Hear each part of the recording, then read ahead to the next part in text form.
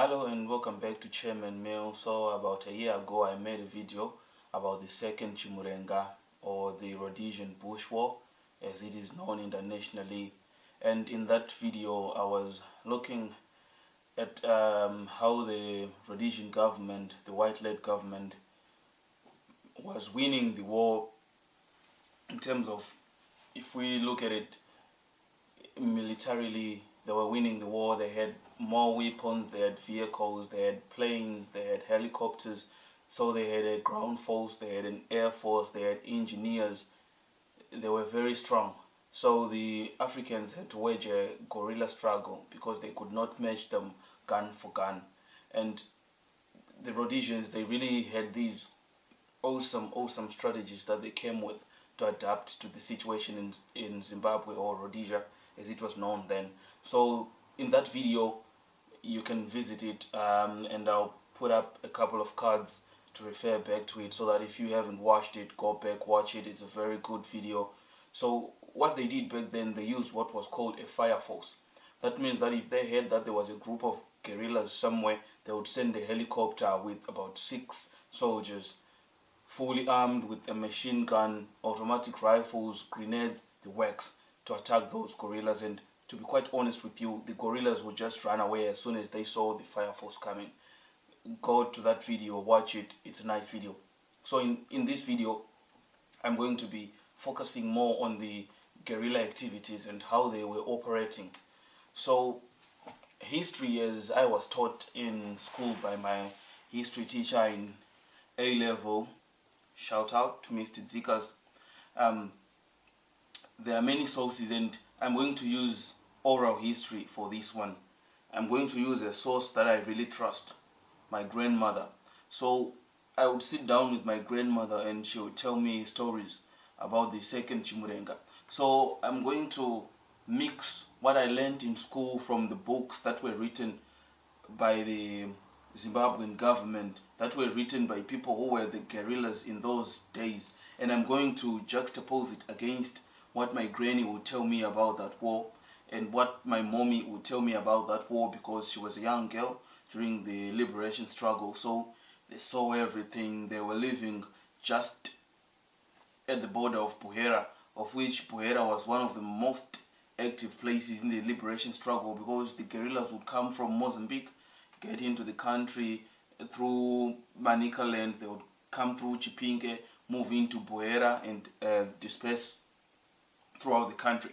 So they really saw this thing firsthand, and these are sources that I really trust, because most of the information that I have, I was told by them verbatim, and it's things that they lived through. They would tell me, and when I would go to their home where they grew up, they would actually show me the places where all the stories that they told me about occurred. So without further ado, let's talk about the second Chimurenga, part 2. So in this video, I'm going to focus more on guerrilla activities. So who were the guerrillas?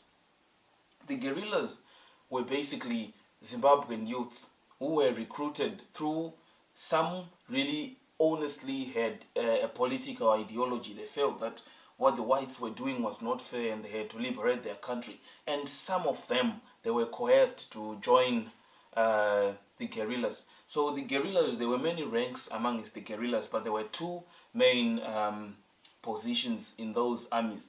There were the real guerrillas who were fighting, those who actually carried the guns, the AK-47s, the bazookas. And then there were some younger men and women who were used as runners. So they were called the Chimbwidos. And those who carried the guns were called the Mujibas. Those were the actual guerrillas. So from age 15 upwards, maybe usually up to 30, those were the actual guerrillas who would fight. And 15 and below, they were the Mujibas. Those were the ones who would run around, because even if they were caught by the white spies, it would be uncivilized to kill children. So they would run around, bring food to the guerrillas, run logistics, bring medication, bring information to the guerrillas. So that's basically how they operated.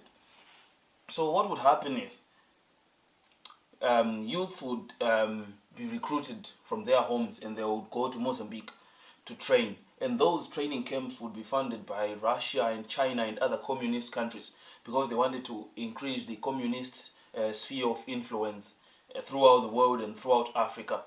So once they were trained there, the training was really basic and rudimentary. They were just taught basic weapon handling, basic political ideology, and then they were thrown back into the war.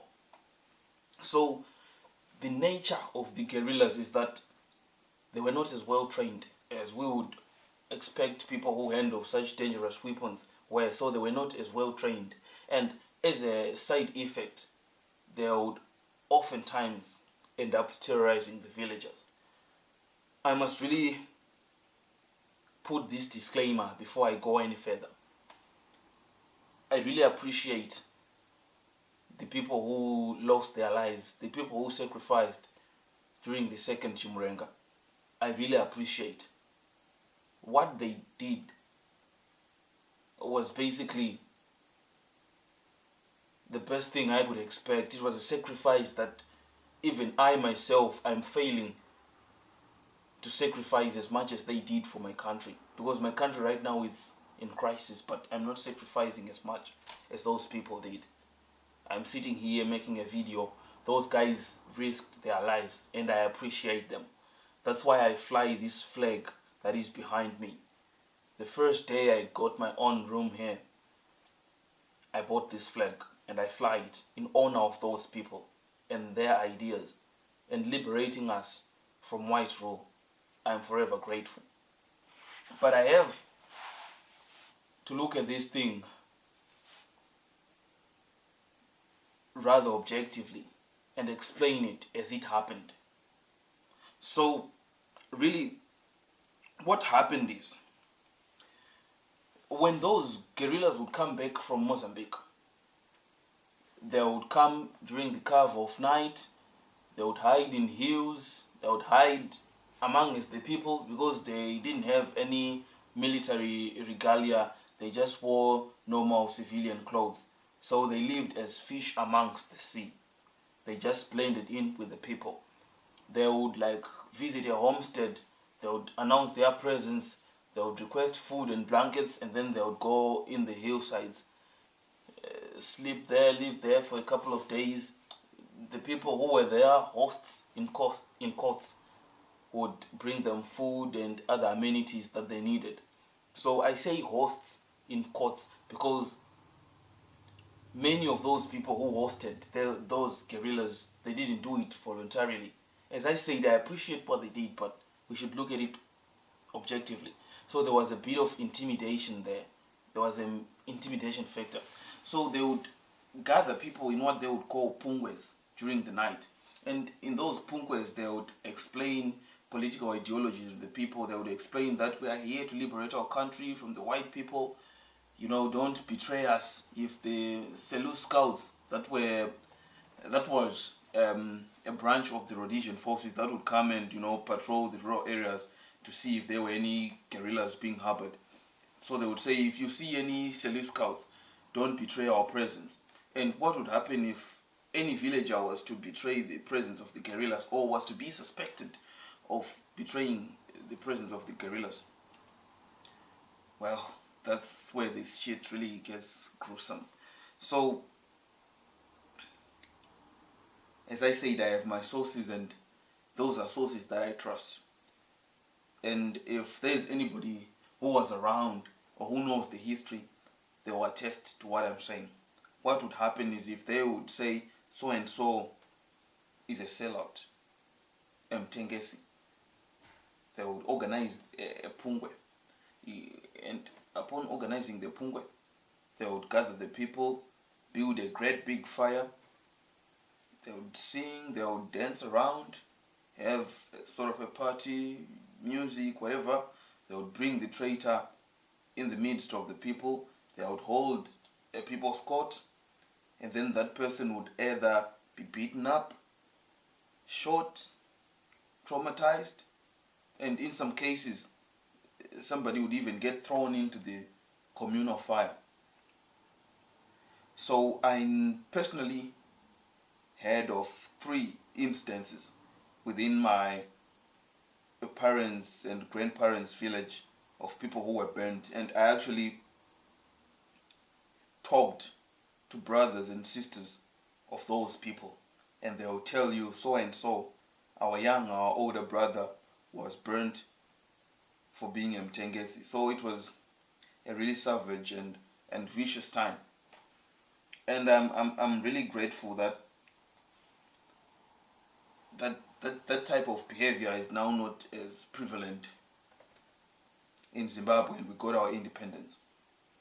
So these guerrillas, as I said in my last videos, they were not competent fighters, but it's just that for a colonial government to really try and perpetuate colonialism in a country for so many years, in the end it just has to fall apart. Even in South Africa, where they didn't go for a liberation struggle, colonialism just fell apart. Any unjust system at the end will have to just fall apart. That's how the world works, and ZANU-PF at one day, at one juncture, will fall apart. That's what happens. So eventually,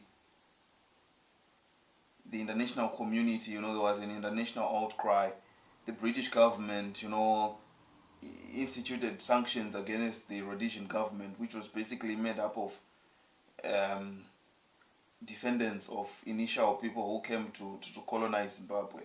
So it was really an unsustainable system, and the guerrillas and the Rhodesian government, they went to talks at what was called the Lancaster House Conference, and the war ended in 1979.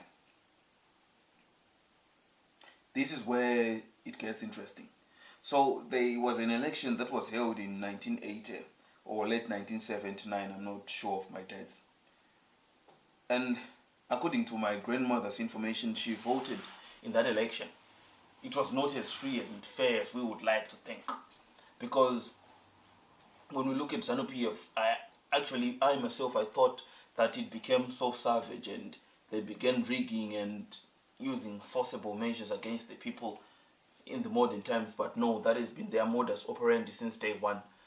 My grandmother attests that in the first election, they were herded like cattle, and the guerrillas would, flank them and head them towards the polling stations. She says that it was because they said the other guerrillas who belonged to the Ndebele tribe. So I should have explained this at first. There were two groups of guerrillas, Zipra and Zandla, the Ndebeles and the Shona guerrillas. So it was said, and the Shona guerrillas, they were the ZANU-PF. The Ndebele guerrillas, they were what turned up to be the ZAPU. ZANU-PF led by Mugabe, Tongo Gara, the late, the slain, a story for another day, and the Ndebele faction, which was led by Nkomo. So the ZANU-PF party and structure, when they were heading the people towards the votes, they were claiming to protect them from the Ndebele faction. So my grandmother says that for that election, they were headed, protected by the youths, the guerrillas, the former guerrillas, and they went to vote, and Mugabe was elected resoundingly. A couple of years later, Nkomo was absorbed into the ZANU-PF party. That's a story for another day. But my point for this whole video is ZANU-PF is the party of those guerrillas, the party of those people who terrorized the villages, who used force to obtain compliance. And even today, even in 2008, 2000, they used those force tactics. When they took the farms, they used those force tactics. People were beaten, people were killed. In 2008, people were beaten, people were killed. If you would sit down with anybody who lived through the liberation struggle, they will tell you that ZANU de Europa, they will tell you that without question. So, in this day and age, in 2021, well, what's trending is that people are being told to register to vote. So, when you go register to vote, just think of these stories. Know what you're dealing with. It is the party of people who committed such heinous crimes. Yes, they liberated us. I appreciate being born in a country that is ruled by black people like me, and I don't have to bow down to the white people. But we have a long way to go, and we need to exercise ourselves. from such violent tendencies. This has been Sir Stoner, Chairman Mail. I hope we'll meet again in the next video. Like, share, subscribe. I have a lot to say about history, and I think especially for the Born Frees, let's just pay attention to history, because those who do not listen to history are bound to repeat it. Cheers.